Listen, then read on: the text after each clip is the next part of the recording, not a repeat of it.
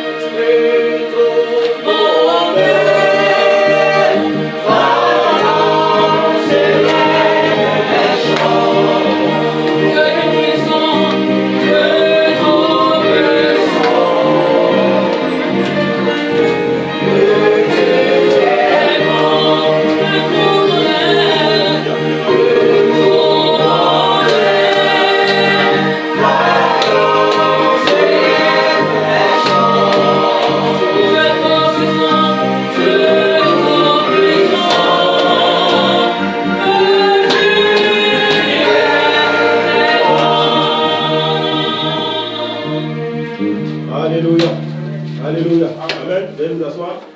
Nous allons... Gloire à Dieu. Amen. Le Seigneur est vivant. Amen. Amen. Amen. Gloire au Seigneur. Donc c'est bien de faire l'ouverture de la ville de Meaux. Et pour que la salle se remplisse, il faut des témoins, des hommes et des femmes qui rendent témoignage, qui parlent de Jésus dans cette ville, pour que les âmes puissent venir. Amen. Alors le pasteur Yeo m'a recommandé justement de parler sur le témoignage, encourager les chrétiens, comment il faut rendre témoignage. Amen. Donc concernant le témoignage, nous allons parler de Jésus, parce que Jésus c'est le divin modèle. Et Jésus est le témoin modèle. Jésus est le témoin modèle. Nous allons faire une lecture dans les Actes des Apôtres, au chapitre 1er, et le verset 3. Acte 1, verset 3. Pendant cette méditation, il y a pas mal de versets bibliques. Je vous donnerai les versets bibliques et que vous les lirez chez vous. Alors, Acte 1, verset 3. Après qu'il eut souffert, il leur apparut vivant et leur en donna la preuve, plusieurs preuves, se montrant à eux pendant 40 jours et parlant des choses concernant le royaume de Dieu. Comme il se trouvait avec eux, il leur recommanda de ne pas s'éloigner de Jérusalem, mais d'attendre ce que le Père avait promis, ce que je vous ai annoncé, leur dit-il. Une deuxième lecture dans l'évangile de Matthieu, au chapitre 5, et le verset 13. Matthieu 5, verset 13. Vous êtes le sel de la terre, mais si le sel perd sa saveur, avec quoi la lui rendra-t-on? Il ne sert plus qu'à être jeté dehors et foulé aux pieds par les hommes. Premièrement, nous devons être des témoins. C'est indispensable d'être un témoin, car notre monde est perdu. Notre monde est perdu. Et l'homme sans Jésus-Christ, eh bien, va vers la ruine éternelle. Rendre témoignage, être des témoins, c'est une recommandation de Jésus, pour ne pas dire un ordre. Jésus a dit dans Matthieu 28 et le verset 19, Matthieu 28, verset 19, « Allez, faites de toutes les nations des disciples, les baptisant au nom du Père, du Fils et du Saint-Esprit. » Donc Dieu invite ses enfants à aller de partout là où ils sont et de rendre témoignage, de parler de Jésus et d'amener les âmes à l'assemblée. Si nous aimons le Seigneur, nous le ferons connaître autour de nous. Vous connaissez cette femme dans le Cantique des Cantiques, elle s'appelle la Sunamite et elle a fait une description merveilleuse de son bien-aimé. Elle connaissait bien son bien-aimé. Elle l'a décrit d'une façon parfaite dans le Cantique des Cantiques au chapitre 5, Cantique des Cantiques, chapitre 5, le verset 10 jusqu'au verset 16. Cantique des Cantiques, chapitre 5, verset 10 jusqu'au verset 16. Elle le décrit d'une façon parfaite aux jeunes filles de Jérusalem qui vont être émerveillées. Elle dit, mon bien-aimé est blanc et vermeil, il se distingue entre 10 000. Elle parle au verset 11 de sa tête et de l'or pur. Au verset 12, ses yeux sont comme des colombes au bord des ruisseaux. Au verset 13, ses joues sont comme un parterre d'aromates. Au verset 14, ses mains sont des anneaux d'or. Au verset 15, ses jambes sont des colonnes de marbre blanc. Et au verset 16, son palais n'est que douceur et toute sa personne est pleine de charme. Tel est mon bien-aimé, tel est mon ami, fille de Jérusalem. Amen. Quel fut le résultat d'un tel témoignage? Quel fut le résultat d'un tel témoignage? Elle a créé la soif et le désir de connaître son bien-aimé. Au Cantique des Cantiques, chapitre 6, Cantique des Cantiques, chapitre 6, et le verset 1. Les jeunes filles ont posé cette question, elles sont assoiffées devant la beauté de ce bien-aimé et elles veulent le connaître. Chapitre 6, verset 1. Où est allé ton bien-aimé, ô la plus belle des femmes? De quel côté ton bien-aimé s'est-il dirigé? Nous le chercherons avec toi. Voilà, elle a rendu un beau témoignage.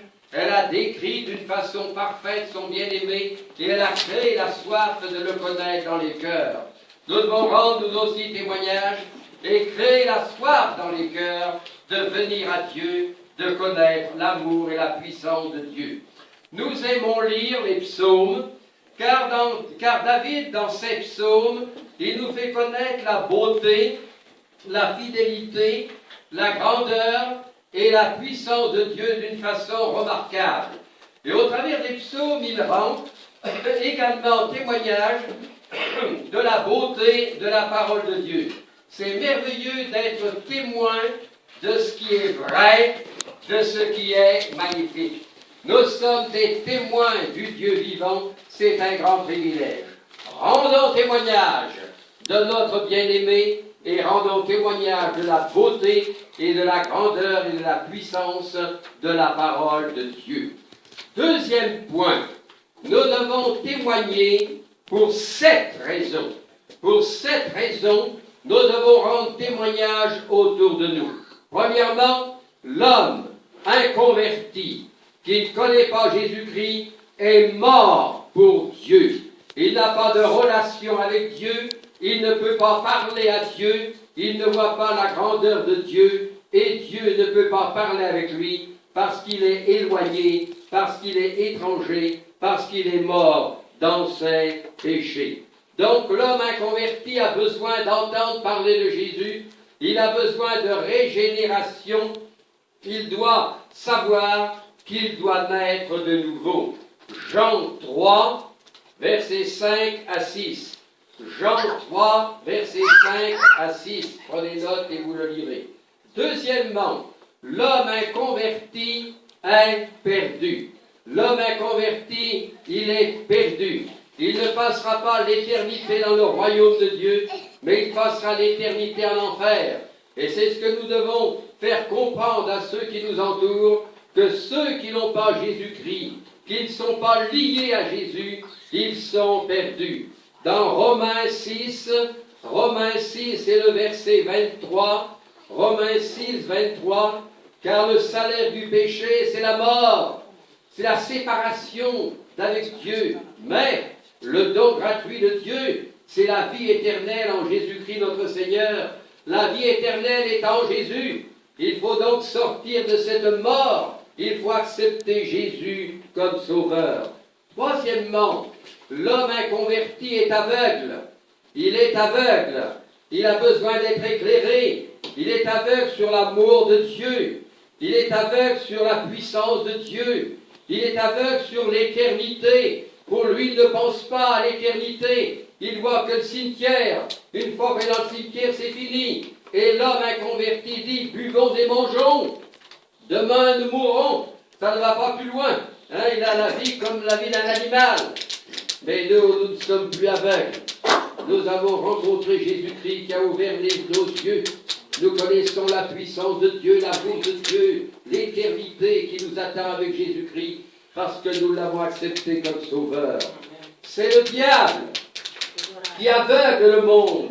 Dans 2 Corinthiens 4.4, 2 Corinthiens 4.4, pour les incrédules, dont le Dieu de ce siècle a aveuglé l'intelligence, afin qu'ils ne vissent pas briller la splendeur de l'évangile, de la gloire de Christ qui est l'image de Dieu. C'est le diable qui aveugle l'homme, comme il a aveuglé Adam et Ève. Mais non, le fruit, vous pouvez en manger, vous ne mourrez point, vous pouvez en manger. Il les a aveuglés et ils ont désobéi à la parole de Dieu. C'est le diable qui aveugle, donc c'est l'évangile qui est la lumière et nous devons les éclairer avec la parole de Dieu. Quatrièmement, l'homme inconverti est rebelle. Oui, l'homme est inconverti. Quelle rébellion il y a dans ce monde.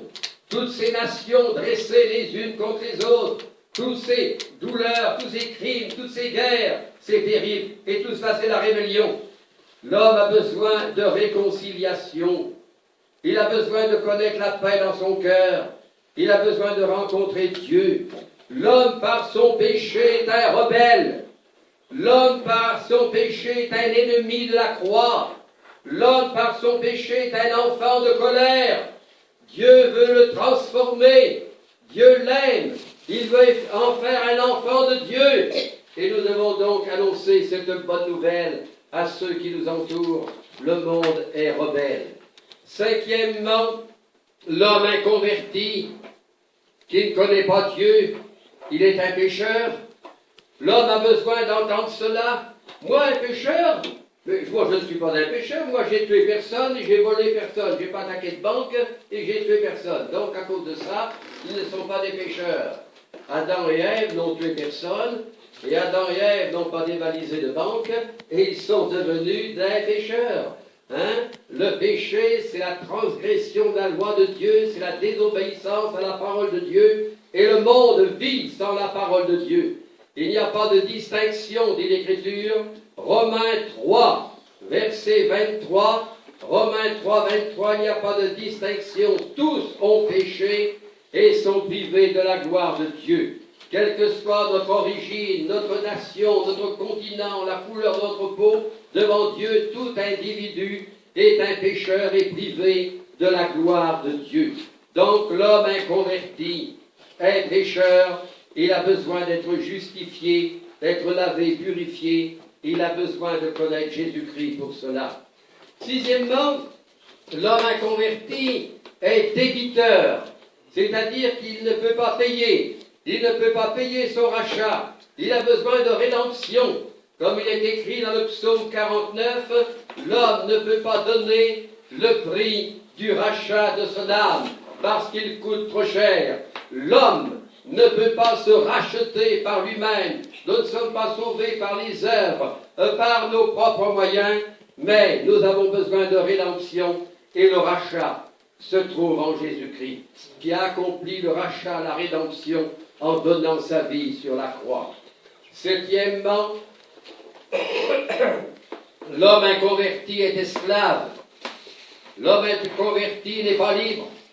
L'homme dit, moi je fais ce que je veux, je suis libre, je suis mon maître. Non, personne sur la terre est libre. Ils sont tous esclaves du diable. Le diable, c'est le prince de ce monde qui lie toute cette création. Et il a besoin d'affranchissement. L'homme est lié par les vices, par les passions, par la maladie. Le diable le détruit.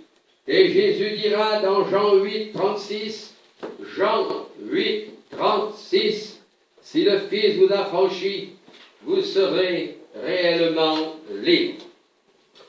Voilà donc 7 points qui nous poussent à rendre témoignage aux âmes perdues à cause de leur état. Et si nous sommes là, avant nous étions dans le même état que ces 7 points que nous venons de voir, et quelqu'un est venu vers nous parler de Jésus, et maintenant nous sommes sauvés. Maintenant nous voyons notre troisième grand point. Troisièmement, évangéliser, c'est la preuve de notre attachement au Seigneur. Évangéliser, c'est la preuve de notre attachement au Seigneur. C'est une preuve d'une réelle conversion. Dans Galates 2, verset 26, Galates 2, verset 26, évangéliser, eh bien c'est l'œuvre de la foi. Nous avons la foi que Dieu peut sauver, que Dieu peut délivrer. Alors notre œuvre, par la foi, c'est de rendre témoignage. Galates 2, 26, comme le corps sans âme est mort, de même la foi dans les œuvres, sans les œuvres, est morte. Donc il ne suffit pas de dire, moi j'ai la foi, j'ai du sauve. Il faut aller vers les perdus et il faut faire les œuvres de la foi, leur annoncer la bonne nouvelle. Évangéliser, c'est croire à l'importance du salut. C'est important le salut. C'est important de rendre témoignage pour que les âmes soient sauvées. Parce que la volonté de Dieu, c'est que les perdus soient sauvés. Sans le salut, c'est l'enfer pour l'éternité. Et c'est le triomphe de Satan sur les âmes. Quand on connaît une bonne nouvelle, eh bien, on la partage. Jésus a rencontré la Samaritaine dans l'évangile de Jean, au chapitre 4, et le verset 29. Il a prêché à la Samaritaine qui n'adorait pas au bon endroit, qui buvait une eau qui ne pouvait pas la désaltérer. Il lui a parlé de l'eau vive. Et la Samaritaine a été assoiffée par son message. Donne-moi cette eau pour que je ne vienne plus ici chercher de l'eau. Et Jésus lui a donc annoncé la bonne nouvelle. Il l'a amené à confesser son péché, etc. Et cette femme convaincue, au verset 29, venez voir, un homme qui m'a dit tout ce que j'ai fait, ne serait-ce point le Christ?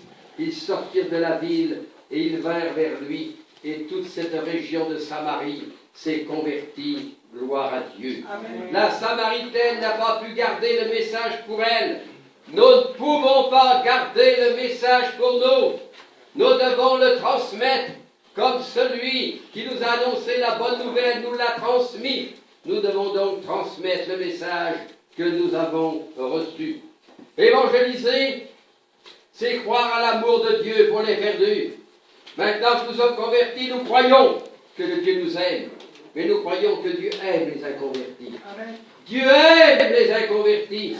Dieu nous aimait quand nous étions inconvertis. Et il a donné Jésus sur le bois de la croix pour que nous soyons sauvés.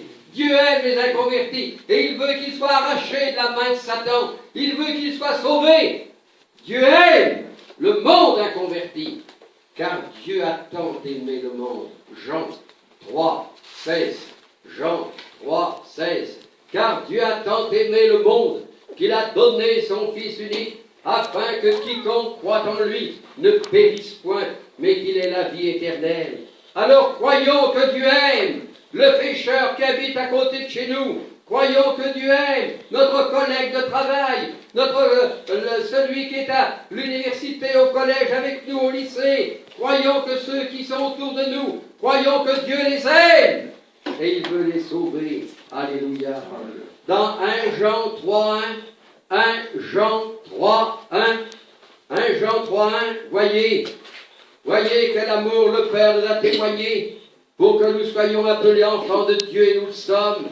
Si le monde ne nous connaît pas, c'est qu'il ne l'a pas connu. Si le monde ne nous connaît pas, c'est qu'il ne l'a pas connu. Il nous a aimés, notre Seigneur. Il nous a cherchés. Il nous a trouvés.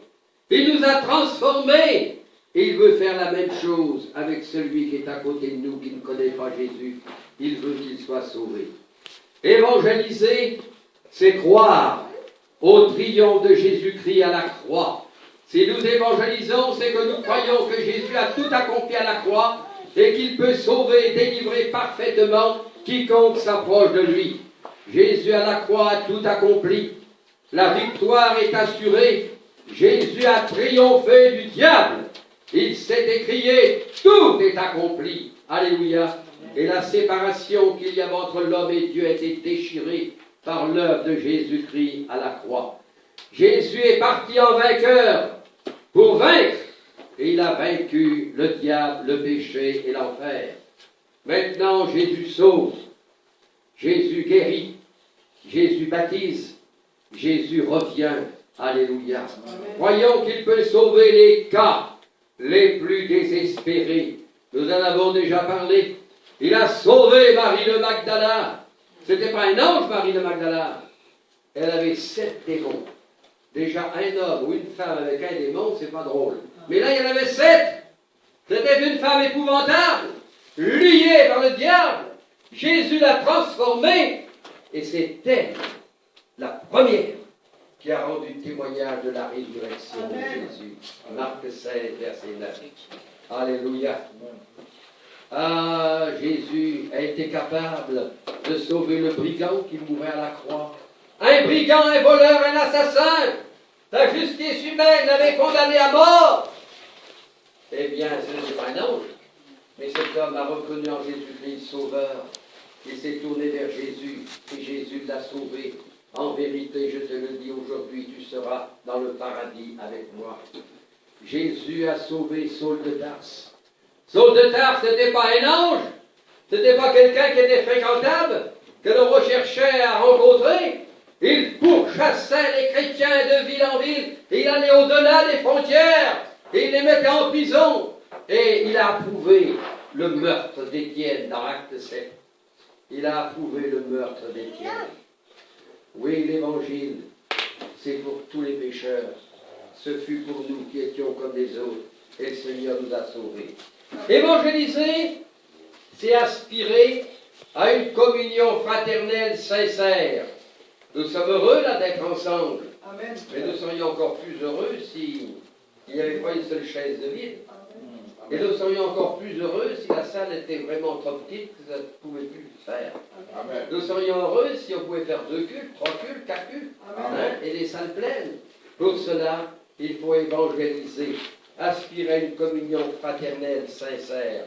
Désirons de nouveaux frères, désirons de nouvelles sœurs, désirons de nouveaux membres dans l'Église. Évangéliser, c'est s'engager dans le combat de la foi. Quand on s'engage dans le combat de la foi, il faut confesser la parole de Dieu, qui est une puissance. Il faut se tenir dans la prière, lutter, combattre. Si nous sommes là, c'est parce que des assemblées, des frères et des sœurs ont prié, attirent des nouveaux, attirent des perdus, sauvent les perdus. Et Dieu a permis que nous venions, et nous avons été sauvés. C'est un combat de patience et un combat de persévérance.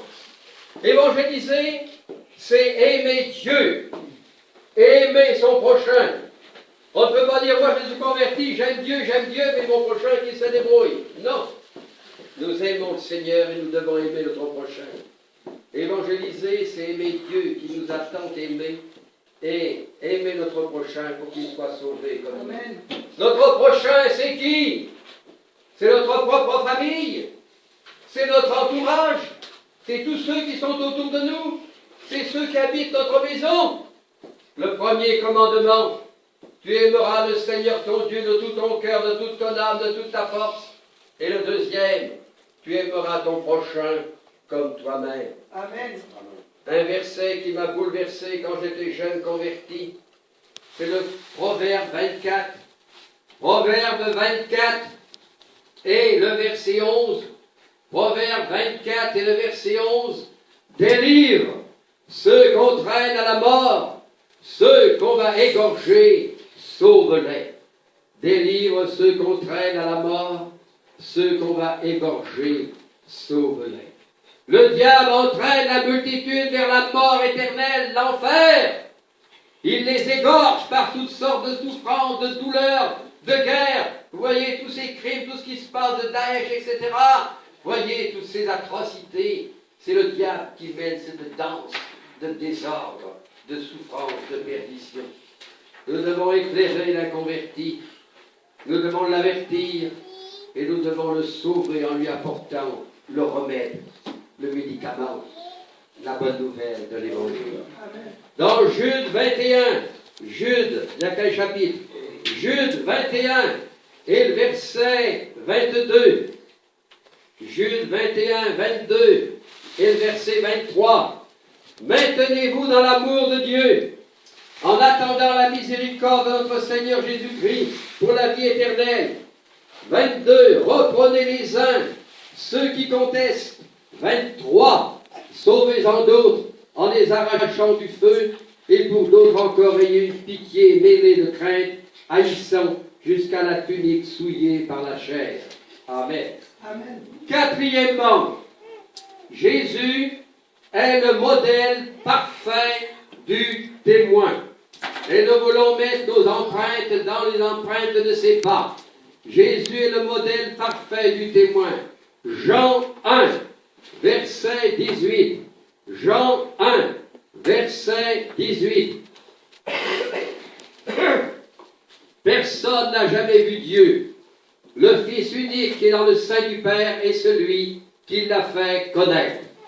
Jésus, c'est le modèle parfait du témoin. Jésus est venu nous faire connaître le Père céleste. Il est venu nous révéler révélé son amour. Le monde ne connaît pas Dieu. Il est aveugle et dans les ténèbres. Il ne croit pas que Dieu l'aime. Il ne croit pas que Dieu puisse solutionner ses problèmes. Il ne connaît pas la volonté de Dieu, le salut de Dieu. Il est dans la cécité spirituelle. Il a besoin d'être éclairé. Jésus-Christ est venu nous montrer le Père. Cinquième point, la façon de témoigner de Jésus. La façon de témoigner de Jésus. Il y a différentes façons de témoigner. Il y a Internet. Moi, je travaille depuis des années avec Internet. J'ai un site, www.pasteurdaniel.com. Il y a des milliers d'études bibliques, de messages d'évangélisation, des témoignages de vie transformée. Et des milliers de gens le lisent, le consultent partout dans le monde. Il est très connu. Et comme j'ai un fichier énorme d'adresses mail, eh bien régulièrement le site ainsi, il est connu. Chaque jour également, j'envoie un petit message avec les liens, le lien du site et les liens des derniers messages que j'ai mis sur le site, à peu près 1000 personnes et une trentaine par téléphone. Donc, si vous voulez recevoir ces messages, c'est gratuit.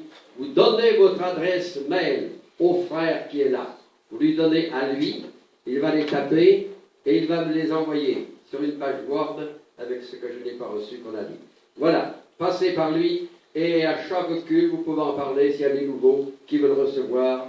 Le frère recueillera les adresses et les enverra. Donc, il y a Internet, il y a la radio. L'évangile est prêché par le moyen de la radio. Et beaucoup se sont convertis par la radio. Il y a eu des films chrétiens aussi qui ont été en bénédiction. Il y a les chorales dans l'église. Et il y a bien sûr, le plus important, la prédication. Amen. La prédication de l'évangile. Jésus a employé 3 façons pour témoigner de la grandeur de Dieu. Il a employé 3 façons. La première, Jésus a dit, « Celui qui m'a vu a vu le Père. » Jean 14, verset 9. Jean 14, verset 9. « Celui qui m'a vu a vu le Père. Comment dis-tu, montre-nous le Père. » Tous ceux qui voyaient Jésus, ils reflétaient le Père. Ils reflétaient l'amour du Père, la puissance du Père, la compassion du Père. Tous ceux qui voyaient Jésus, ils voyaient Dieu. Jésus vivait la réalité de Dieu. Dans Jean 8, 46, Jean 8, 46, qui de vous me convaincra de péché? Si je dis la vérité, pourquoi ne me croyez-vous pas? Nous devons donc faire attention. Jésus faisait des œuvres parfaites. Il y avait l'empreinte de Dieu dans tout ce qu'il faisait. Il reflétait le Père dans toutes ses œuvres et dans toutes ses actions. Attention à nos œuvres. Il ne faut pas dire je suis chrétien, puis faire des œuvres malhonnêtes, les mêmes œuvres que le monde.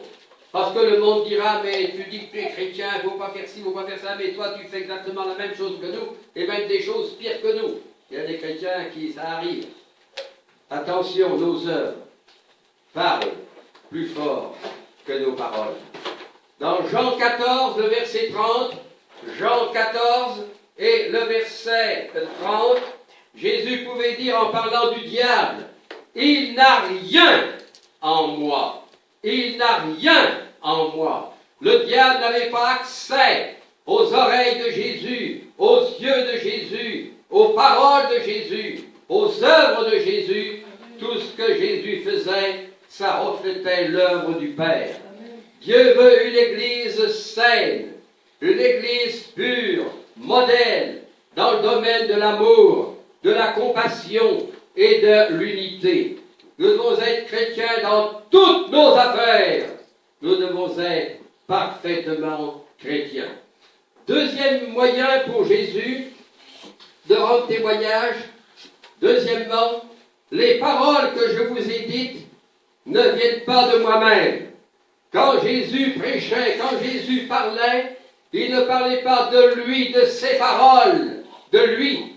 Il parlait de Dieu. C'était les paroles qu'il recevait de Dieu. Les paroles que je vous ai dites ne viennent pas de moi-même. Jean 14 et le verset 10. Jean 14, verset 10. Ne crois-tu pas que je suis dans le Père et que le Père est en moi? Les paroles que je vous dis, je ne les dis pas de moi-même, et le Père qui demeure en moi, c'est lui qui fait les œuvres. Amen. Alléluia. Amen. C'était le Père en Jésus, c'était les paroles du Père qui jaillissaient de la bouche de Jésus.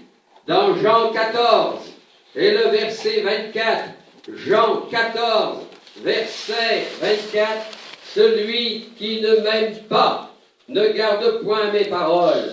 Et la parole que vous entendez n'est pas de moi, mais du Père qui m'a envoyé. La parole que vous entendez n'est pas de moi, mais du Père qui m'a envoyé. Jésus parlait avec amour, avec compassion, avec sagesse, avec intelligence, dans le seul et unique but de glorifier Dieu le Père. Et on rendait témoignage en écoutant Jésus. On a dit de lui dans Jean 7, 46, Jean 7, verset 46, jamais homme n'a parlé comme cet homme. Alléluia. Jamais homme n'a parlé comme cet homme. Il laissait Dieu parler au travers de lui. Quand nous rendons témoignage, que le monde puisse voir la grâce de Dieu, la parole de Dieu jaillir de notre vie. Un témoin ne doit pas être muet. Dieu ne veut pas des enfants muets. Dieu nous a sauvés. Pour quoi faire? Pour servir. Dieu nous a sauvés pour servir. Et dans le psaume 81 et le verset 11, psaume 81, verset 11, ouvre la bouche et je te la remplirai. Ouvre la bouche et je te la remplirai. Laissons Dieu parler. Laissons-nous inspirer par le Saint-Esprit. Quand nous rendons témoignage, parlons de Jésus. Ne parlons pas de nous, de nos exploits, de ce que nous sommes. Parlons de l'amour de Dieu. Parlons de la parole de Dieu. Parlons de la grâce de Dieu. Nous, on ne peut pas sauver. Parlons de celui qui peut sauver et qui peut délivrer. Parlons de la parole de Dieu, de ses promesses. La parole de Dieu, c'est une parole créatrice. Le peuple d'Israël était esclave en Égypte. Il était sous la main de Pharaon. Et personne ne pouvait sortir Israël de l'Égypte. Dieu a appelé Moïse comme libérateur. Et lui a dit, tu vas sortir mon peuple de l'Égypte. Va vers Pharaon et avertis-le. Moïse est allé vers Pharaon, et quand il s'est présenté devant ce grand Pharaon, ce grand monarque, il lui a pas dit, bon, écoute-moi bien, tu m'as vu, je suis Moïse. Je suis Moïse. Alors écoute bien ce que j'ai à te dire et puis obéis en vitesse, je rigole pas. Non.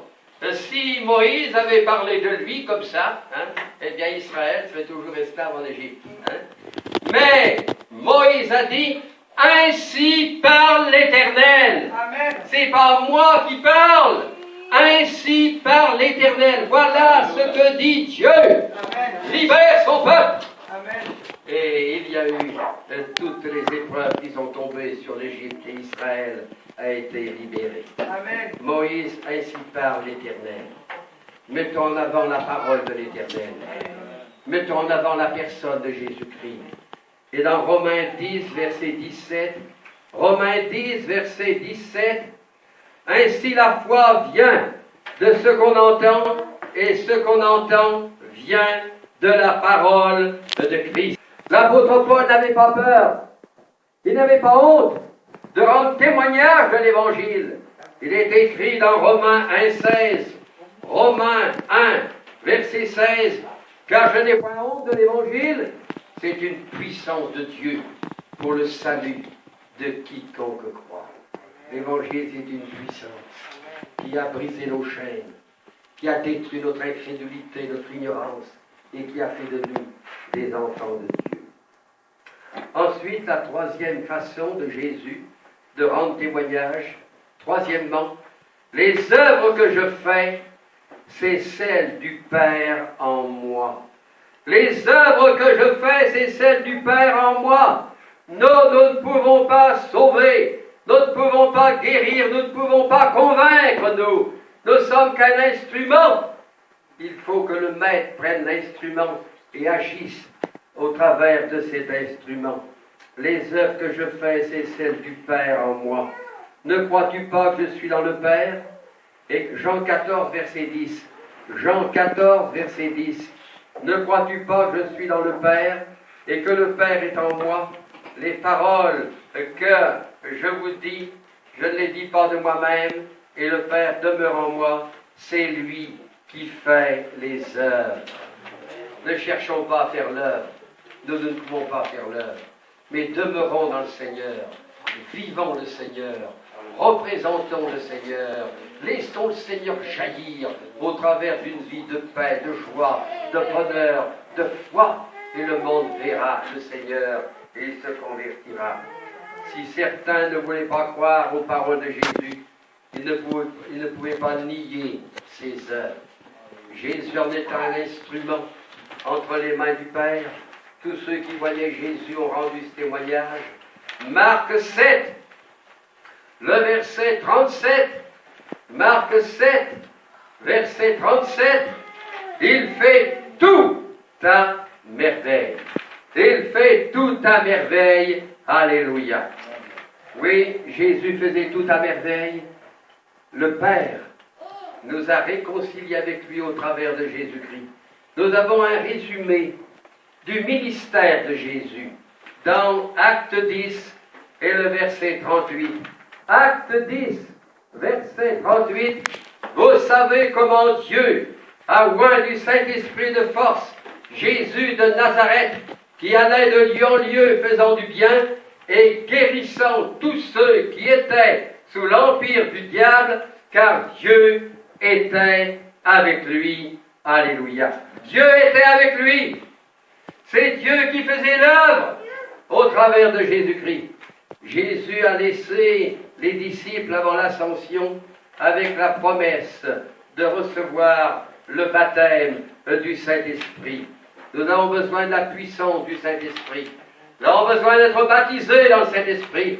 Nous avons besoin d'être renouvelés chaque jour dans le baptême du Saint-Esprit. Nous avons besoin de parler en langue, de dire des choses merveilleuses, d'intercéder en langue.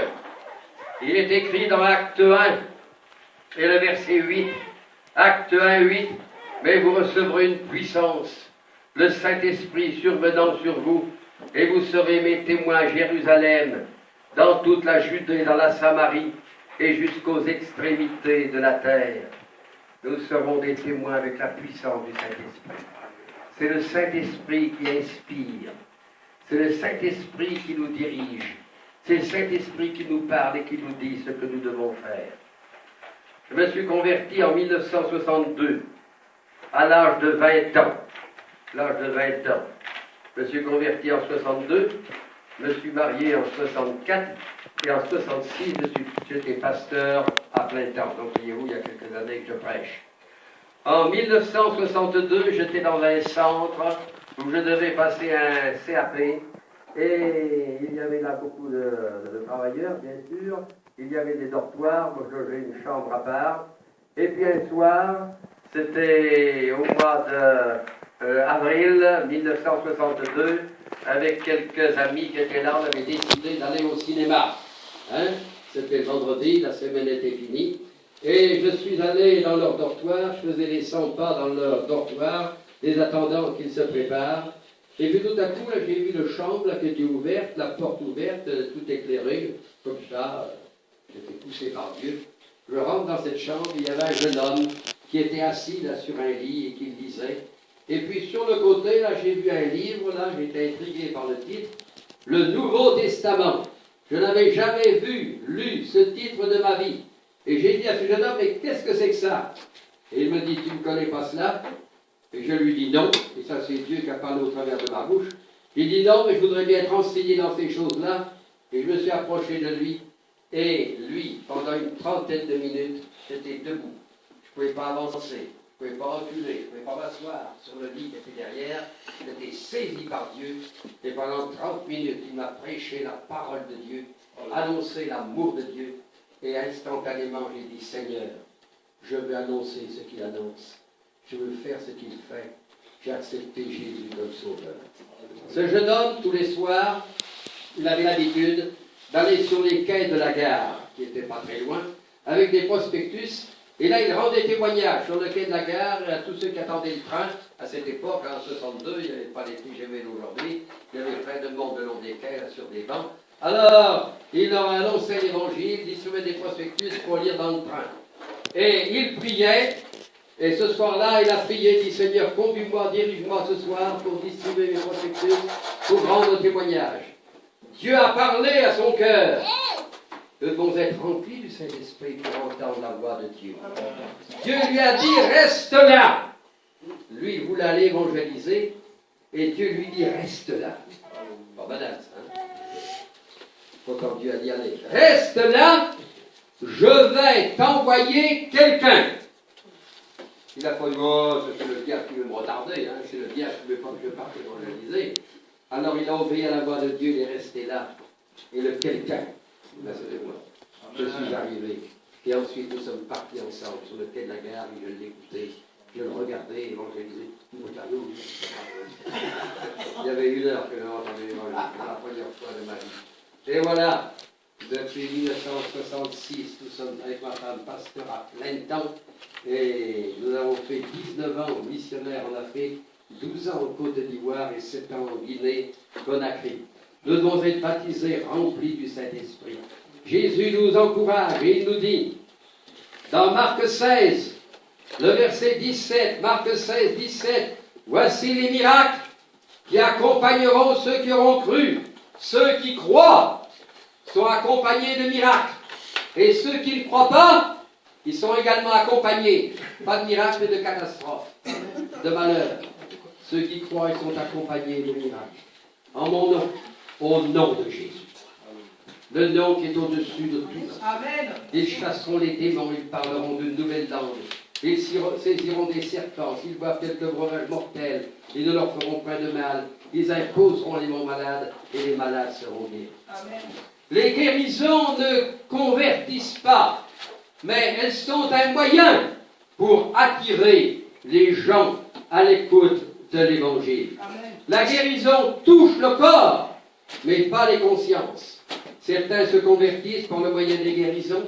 Ils voient la puissance de Dieu, alors ils viennent et ensuite ils ouvrent leur cœur. D'autres se convertissent sans guérison, sans témoignage de guérison, seulement par la prédication. Nous avons besoin de témoigner pour qu'il y ait une démonstration de puissance pour que la foule soit attirée. Dans Acte 3, versets 11 à 12, Pierre et Jean montent au temple et ils ont dit aux boiteux de l'essence, nous avons ni argent ni or, mais ce que j'ai, je te le donne. Au nom de Jésus de Nazareth, lève-toi et marche. Et le boiteux a été guéri. Et alors, la foule est venue à cause de ce miracle vers Pierre. Il les prenait pour Pierre et Jean, il les prenait pour des dieux. Et Pierre dit au verset 12, hommes israélites, pourquoi vous obtenez-vous de cela? Pourquoi avez-vous les regards fixés sur nous, comme si c'était par notre propre puissance ou par notre piété que nous eussions fait marcher cet homme? Oui, il faut laisser Dieu agir au travers de nous. Ce n'est pas nous qui guérissons, ce n'est pas nous qui délivrons, mais reflétons la personne de Jésus qui guérit, qui délivre et qui transforme. Aujourd'hui, on cherche des méthodes, et avec nos méthodes, nous avons très peu de succès. Il faut revenir à la source. La source, faire comme Jésus, vivre le Christ, parler le langage de Dieu et manifester les œuvres de Dieu.